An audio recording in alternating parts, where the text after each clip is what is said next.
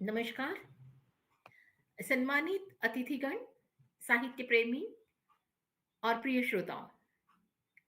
आखिर हिंदी पत्रिका, फटकन YouTube channel तथा हिंदी मैत्री मंच के संयुक्त तत्वावधान में साहित्य संध्या इस कार्यक्रम के 33वीं कड़ी में मैं प्रोफेसर प्रतिभा मुदलियार आखिर हिंदी पत्रिका पत्रिका की प्रमुख संपादिका आप सबका स्वागत करती हूँ। आज हमारे साथ जुड़े हैं हिंदी के मूर्धन्य विद्वान प्रोफेसर ऋषभ देव शर्मा और स्वयं लेखक प्रवीण प्रणव जी। आपका इस आभासी मंच पर मैं हृदय से स्वागत करती हूँ।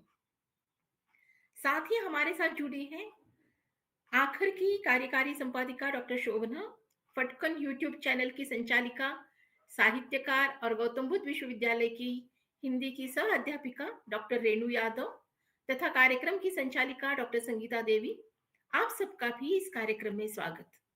साथ ही YouTube चैनल से जुड़े सभी साहित्य प्रेमियों का स्वागत और अभिवादन। आज हम जिस पुस्तक पर चर्चा करने के लिए यहाँ एकत्रित हुए हैं, वह केवल एक ग्रंथ नहीं है, बल्कि हमारे साहित्यिक और सांस्कृतिक जीवन का एक दस्तावेज भी है। वह पुस्तक है कुछ राब्ता है तुमसे, जिसके लेखक हैं हिंदी के प्रख्यात कवि, निबंधकार और तकनीकीविद श्री प्रवीण प्रणव जी। जब ये कृति मेरे हाथ में आई और मैंने जब इसका नाम पढ़ा तो पल भर के लिए लग गया था कि यह कविताओं की पुस्तक होगी, क्योंकि शीर्षक कुछ उस काव्य में ऐसा लगा मुझे। लेकिन यह कृति हिंदी, उर्दू और भोजपुरी साहित्य के 18 महत्वपूर्ण रचनाकारों पर आधारित एक जीवनी परक आलोचनात्मक संग्रह है, जहां हर लेखक के जीवन, साहित्य और सामाजिक संदर्भों को एक नई दृष्टि से देखा गया है।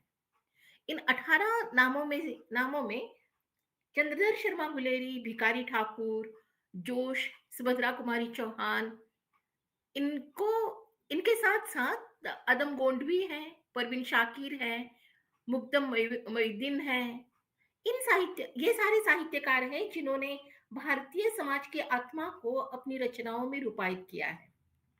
प्रवीण जी ने इन रचनाकारों को केवल जीवनी के पात्र की तरह नहीं देखा है, बल्कि संवेदना के स्रोत की तरह अनुभव भी किया है। उनके लेखों में जीवन और साहित्य के बीच का वह नाजुक स्थिति उपस्थित है, जहां तथ्य और भावना, विचार और अनुभूति दोनों एक साथ चलती है। यही दृष्टि इस पुस्तक को साधारण जीवनी या सामान्य आलोचना से अलग करती है। यह जीवनी परक आलोचना का उत्कृष्ट उदाहरण माना जा सकता है। प्रवीण जी विद्वान तो है ही, पर उनकी विद्वत्ता पाठक पर हावी नहीं होती, वह पाठक को अपने साथ चलाती है। उनकी लेखनी में वैज्ञानिक अनुशासन और कवि का हृदय दोनों साथ साथ दिखाई देते हैं। यह पुस्तक केवल रचनाकारों की जीवनी नहीं है, यह भारतीय साहित्य की सांस्कृतिक एकता और भाषाई विविधता का दस्तावेज भी है।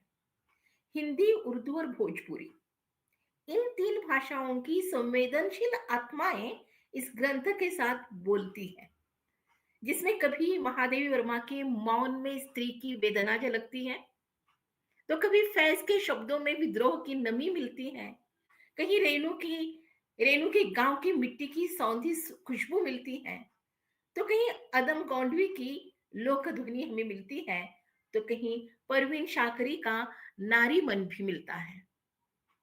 प्रसिद्ध कवि अरुण कमल ने इस पुस्तक के बारे में कहा है कि प्रवीण प्रणव की यह कृति निबंध और जीवनी दोनों का संतुलित संगम है।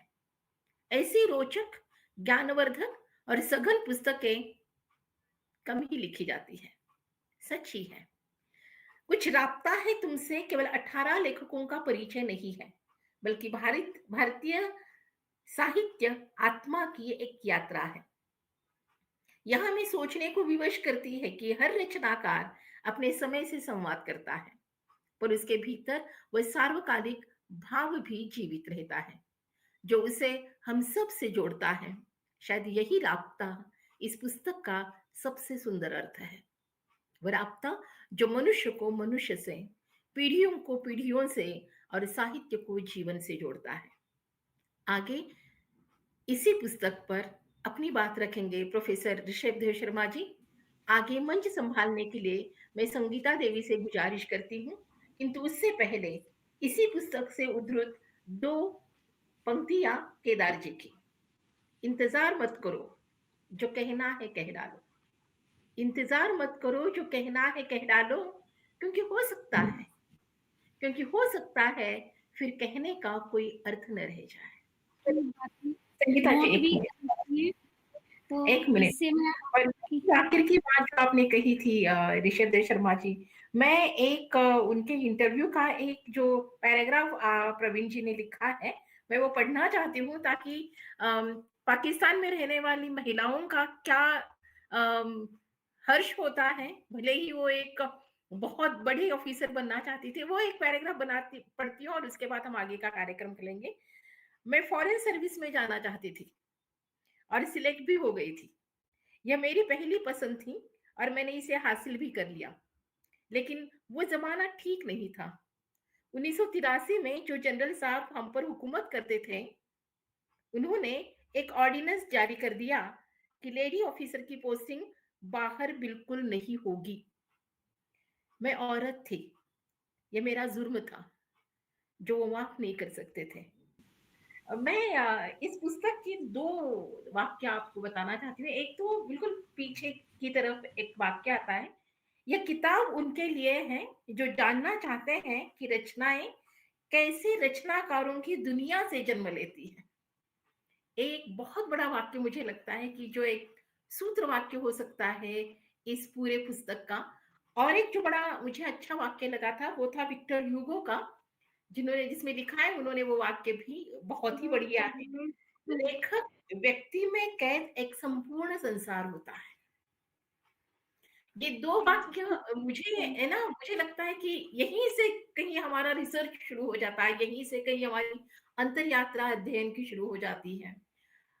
मुझे बड़ा अच्छा लगा कि आपने जब मुझे ये पहली बार पुस्तक भेजी थी, समय लगा मुझे इसे पढ़ने में। आ आधी से ज़्यादा पढ़ चुकी हूँ। और जब आपने कहा कि इस पर कोई कार्यक्रम हो, तो पिछले दिनों कुछ कार्यक्रम चल रहे थे और जब हफ्ते के पहले आपने जब मैसेज डाला, कार्यक्रम हुआ। बड़ा अच्छा लगा कि ऋषभदेव शर्मा का भाषण तो हमेशा ही उम्मीदों भरा प्रभावी होता है। आपने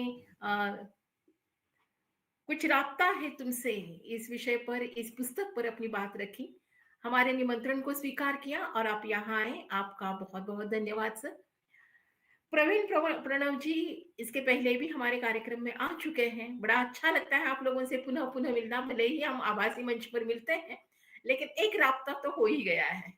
तो इस तरह से आपने अपनी बात रखी, अपनी लेखकीय रचना प्रक्रिया जो होती है, उस रचना प्रक्रिया पर आपने बात कही है।